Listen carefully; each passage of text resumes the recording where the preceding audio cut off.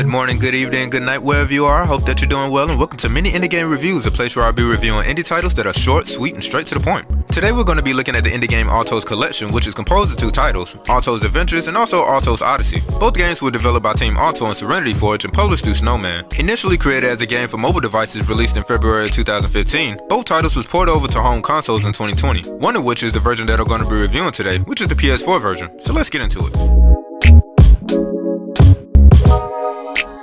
This game looks pretty nice to look at. The day and night cycle combined with the changing weather adds to a somewhat cinematic feel to the overall experience. The environment and level is supposedly procedurally generated for both games. However, after playing for a straight hour, I quickly began to notice a somewhat repeated pattern of the level design. Speaking of environments, in the game Alto's Adventure, it's safe to assume that the setting is up on a massive mountain covered in snow, kind of reminiscent of a ski resort. This is in contrast to Alto's Odyssey that takes place in the large sand dunes, both in which would give the notion that this game is simply a cosmetic reskin of one another. But that is until you get further into the game of Alto's Odyssey. In this game, the players get to at least see somewhat of a welcome change of environmental scenery. Overall, for both games, the visuals are stunning, the animations are smooth, and there were no dips or hiccups to be found.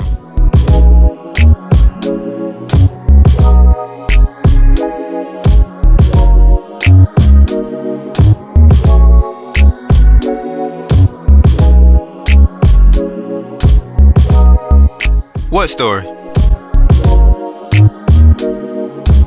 The gameplay of both Alto games is very simple in nature. The main character you control only has one ability, and that's to simply jump. This mechanic is going to be useful for dodging things like rocks and people that for whatever reason wants to stop your progression down this somewhat endless slope. If you time your jump correctly just before hitting the air, sometimes shown by this quick circular prompt, you are rewarded with more altitude, which can be used to perform flips that can be pulled off by holding the jump button mid-air long enough so your character lands back on their feet by the time they hit the ground again. This, along with grinding on things, catching llamas if you're playing Alto's Adventure, and completing specific objectives that are presented to the players challenges to perform, will help you gain points, which is cool and all, but in my honest opinion, collecting these yellow coins serves a more of a beneficial purpose to you. Once you collect enough coins, you'll be able to access unlockables like effects, items, and other things that can change the dynamics of the gameplay more into your favor.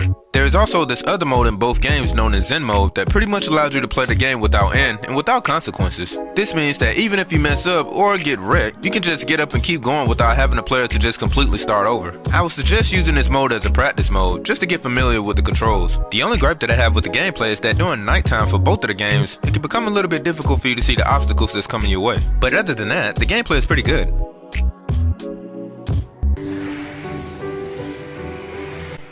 The original soundtrack for Alto's Odyssey was done by Todd Baker, a musician and audio designer who's done works for other games like Terraway Unfolded and the infamous indie title Dreams. Torrin Bardell, a musical composer who is responsible for doing works for the game Where the Cars Fall, the show Light, Lock, and Key, the 2020 movie on Hulu called Run, and the 2018 film called Searching, also helped compose some of the songs that's on this OST as well. Torrin was also responsible for doing half of Alto's Odyssey OST along with Brian Crawford. I would describe the music in general for both games as being atmospheric and serene, relaxing in tone, and in particular within Alto's Odyssey when the music swells up during moments when you catch some big air, or just riding down a long slope adds a majestic feel to the gameplay experience.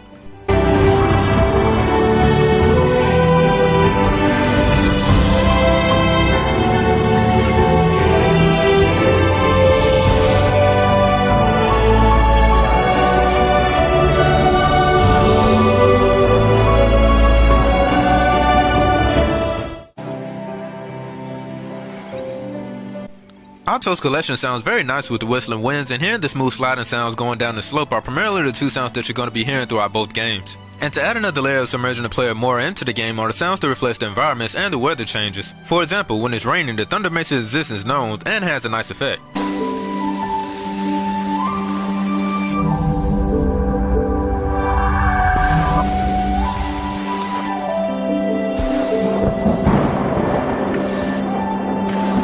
These audio elements keeps Alto's collection engaging, which only adds to a pleasant and unforgettable gaming experience.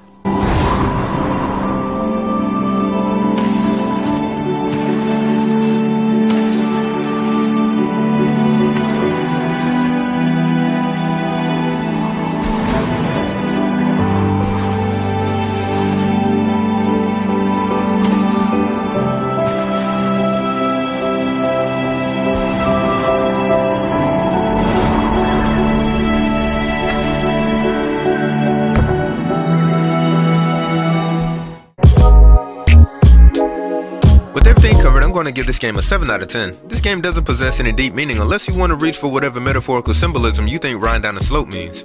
This game is fun and pleasing to the senses, but after a few hours, don't hold your breath if you think some significant game-changing event is going to occur. The only thing remotely to a change is how you will play when you pick up items that will give the character a helpful but temporary ability. This is a casual game, preferably for casual gamers. Something to pick up and put down once you obtain boredom, or you remember an important responsibility that needs your attention. Alto's collection is available for PlayStation 4, Xbox One, Nintendo Switch, the Epic Store, and the price tag is about $10. This game is also available for Apple iOS, but you have to pay $5 for each game individually.